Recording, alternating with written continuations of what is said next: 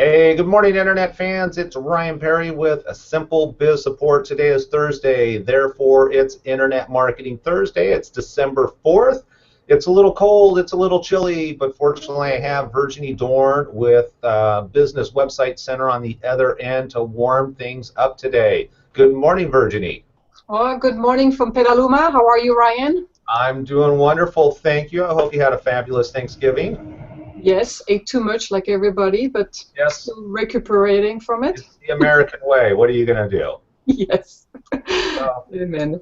today, we're going to talk about website design and the fact that website design's gone through a lot of, website over the years has gone through a night and day difference in transition, but I think technology has changed website design in the fact that mobile devices, I'm starting to see more websites really built around mobile devices versus desktop websites being altered for mobile. It seems mobile is starting to dictate what a desktop website looks like these days. You're going to go into some great detail, and one of the first things that we wanted to talk about was fonts, which I find interesting because I'm not a designer, so the last thing I would ever think about are talking about fonts on a website. So what's going on with the latest trends as far as website design and fonts? Well, as you know, traditionally, fonts used on websites were limited to about a dozen of them. We call them web-safe fonts. And then a couple years ago, Google Fonts came up, free library of fonts, and all you have to do is add a very small piece of coding on the head of your web pages to link to those fonts from Google. Nowadays, there are WebKit fonts that actually open the doors to any kind of fonts you want on your website. It's pretty much possible. So starting this year, any fonts you want, cursive, crazy font, bazooka, you name it, they come in all shapes and fonts are possible on your website. And that's a new trend, and now designers are getting used to using them as actually a coded font instead of just being in images using Photoshop. So that has opened the doors to great design in terms of a text. Okay, and you say great design, it also scares me because people that don't understand great design, but they have these plethora of fonts available. I can just see the header being in a font, the subheader, the H1 tag being a different font, the H2 tag being a different font, and then of course the paragraph's going to be a different font. Let's put the footer in a different font. So hopefully, as a web designer, obviously, good font choice is very important. And, I don't know, do you typically limit a website to 2 to 3 different fonts? Yes, typically two fonts and then different variations of those fonts, maybe bolded, different color, different letter spacing, you name it. But Okay. yes, two fonts max is plenty. Otherwise, just like you said, it becomes like a rainbow website. It just has no order, and visually Right. it's not appealing. Almost takes me back to the 90s websites with the flashing banners that are like, see me, I'm very obnoxious, see me, see me. So, all Yeah. right. So the key thing is a lot of font availability these days that maybe people aren't aware of, and that's where it's really important. If you're talking about redesigning a website, talk to an expert versus just, oh, I'll just have Joe down the street, my cousin's sister's nephew's best friend build a website for me. So let's not beat fonts up though, because I know there's some other things that you want to talk about, Yes. such as the change in menu. And I know one of the big things for me is mobile devices just has the little box now that I've actually seen some come into the desktop side where they don't actually physically have a menu. Typically, you have your menu banner across, but it just has the little box that you have to click on. Of course, we were talking before the broadcast that you don't want to make things difficult for the user, so maybe that's not the best application, but I'm assuming you have some better applications as far as menus go.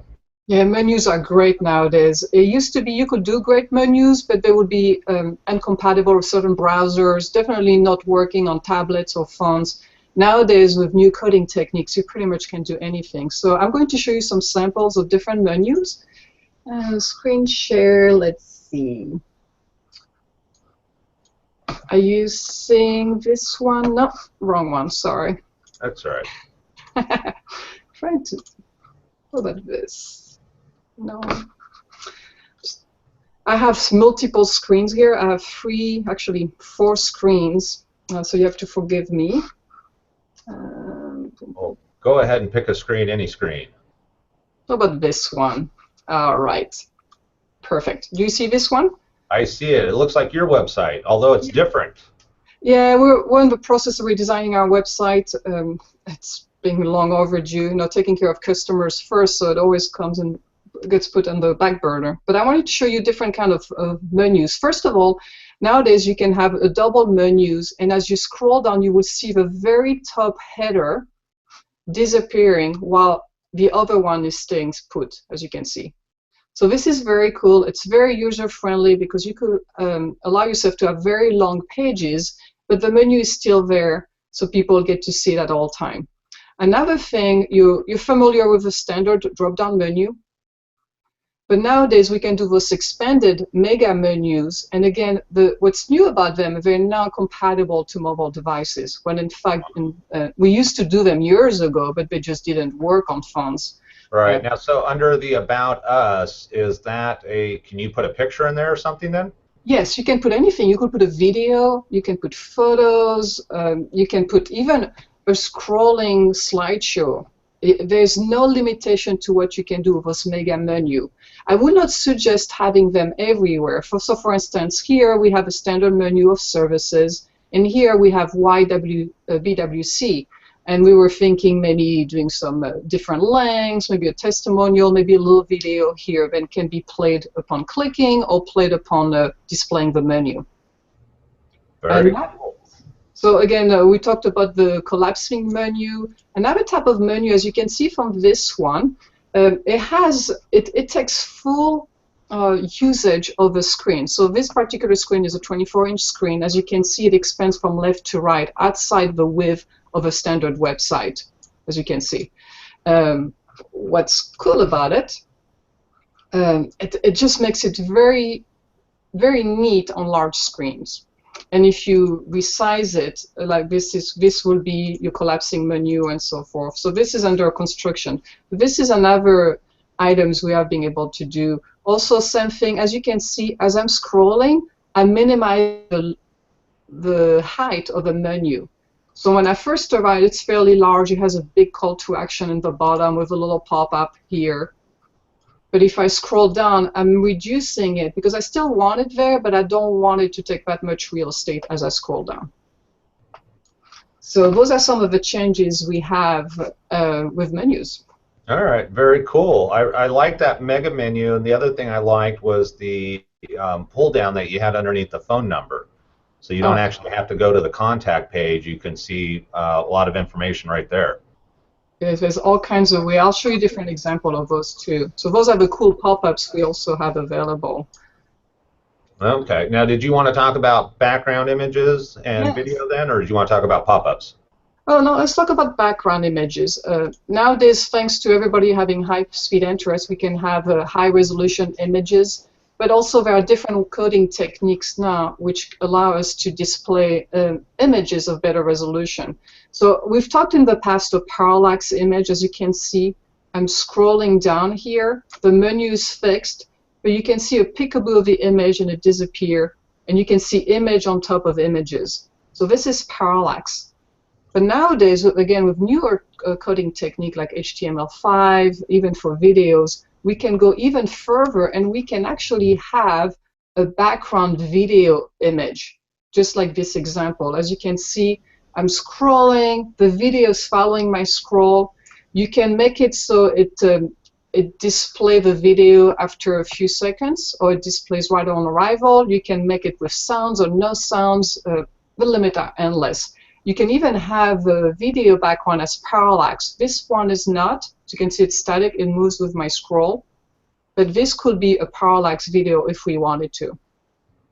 Right. And when you mean parallax, then at that point, the video, if this was a parallax setup, the video would stay in the background and the page itself would move up over it. Exactly. Yeah. Now you can.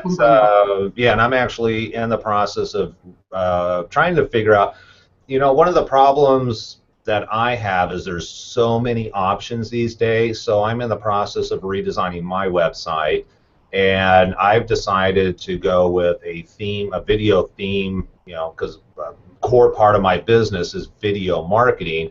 I want a video themed website.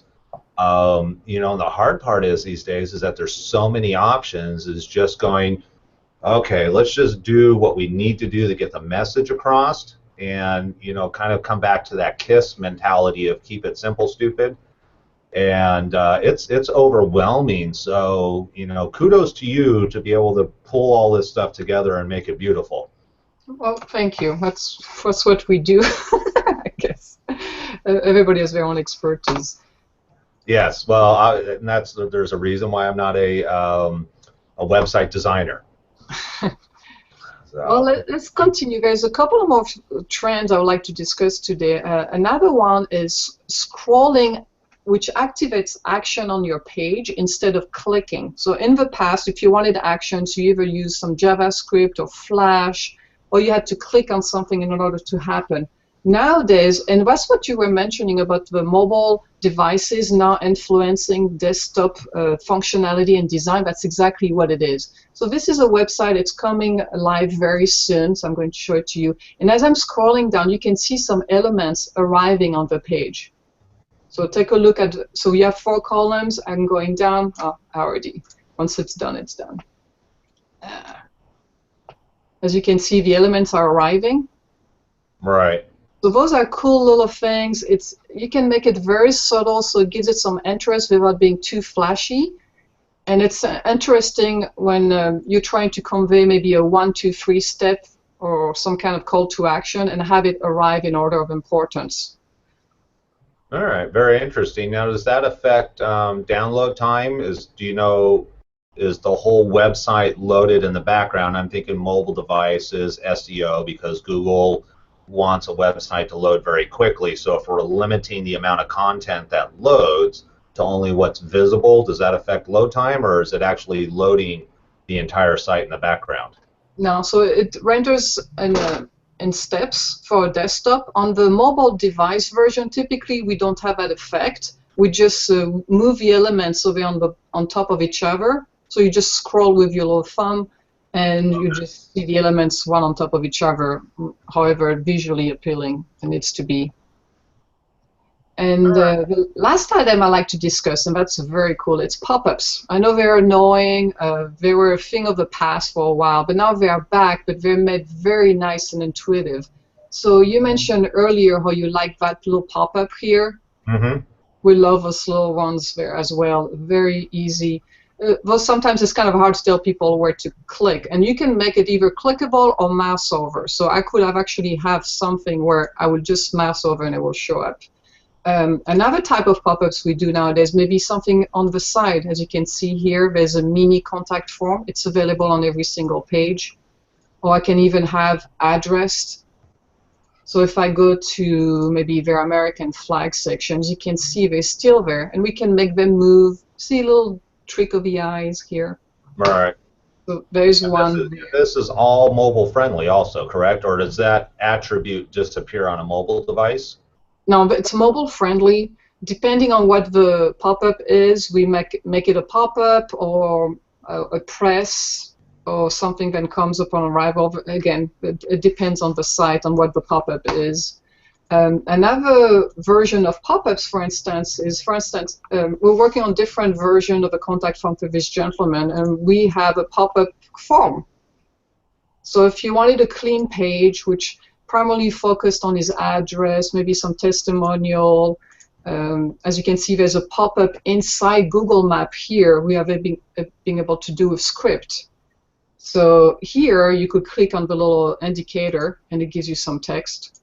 And if you wanted to send an email, you click on send an email, and the pop-up arrives. Very cool. And there are so many ways to do it. This is some other examples. This is what I was showing you, where you have a mega pop-up coming. What I like about those is we keep the integrity of the website behind, so you know you're still on the website. We darken it, or we put some diagonal lines. But the focus is on the pop-up for sure. All right. You can do it when a pop-up arrives this way. This will be a pop-up and comes from above, from below, something to the left. You can do tooltips. They've been around for a long time, but nowadays they're just nicer. With CSS3, we are able to style them in a way that is very visually appealing. You can have warning sign then show up on the top right or top left or in the middle of the page. Pretty much whatever you want to do is now possible. It's incredible. Huh, very cool. Well, with that then unfortunately ends our time. We talked about the fact that fonts used to be very limited. So you have a plethora of fonts. Pretty much, if it's out there, it's available as fonts go these days, for the most Yeah. part. Yes. Okay. Menus, the mega menu.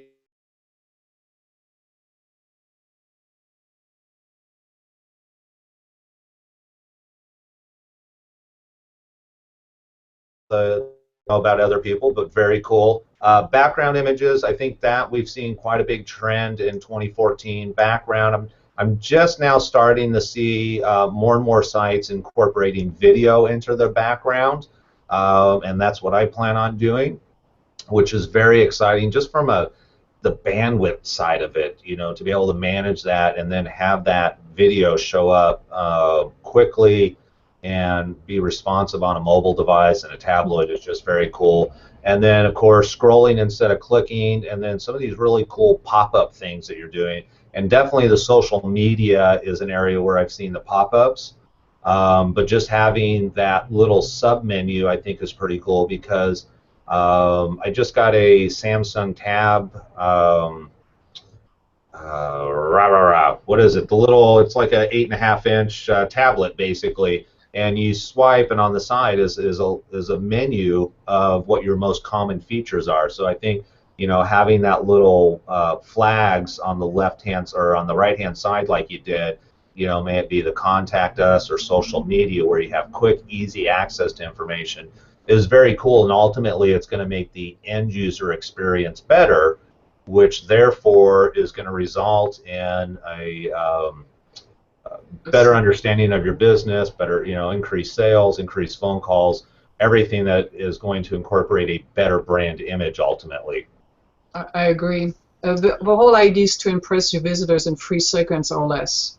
So whatever we can do to make that happen, that's the goal. If there's anybody that can impress a visitor in 3 seconds or less, it's Virginie Dorn, excuse me, That's with right. this website center.